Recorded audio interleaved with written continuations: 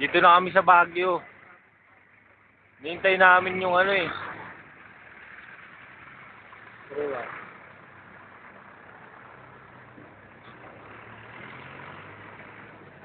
Ayun no. Dito ako. Hello Brad. Sa Shine. Saan? Higit ka na. Ito yung bahay na tutuluyan namin kaso wala pang tao. Natawagan nila pero wala sumasagot. Chinese.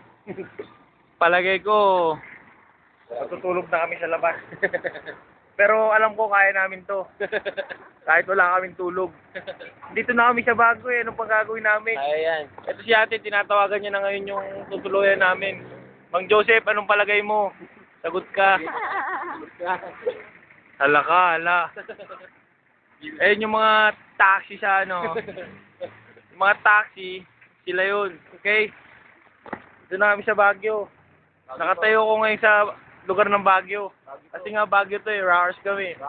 Diba? Rars tayo. Wala nawawala kami. Hindi namin alam kung saan kami pupunta pero alam namin nasa Baguio kami. Hindi na mahalaga. Ang mahalaga, yun ang importante. Makulit pa kami, hindi kami makulit. Yung driver namin naantok. Ayun o, stuck yan o. Pero stop ko na. Stop ko na ba? Mamaya na.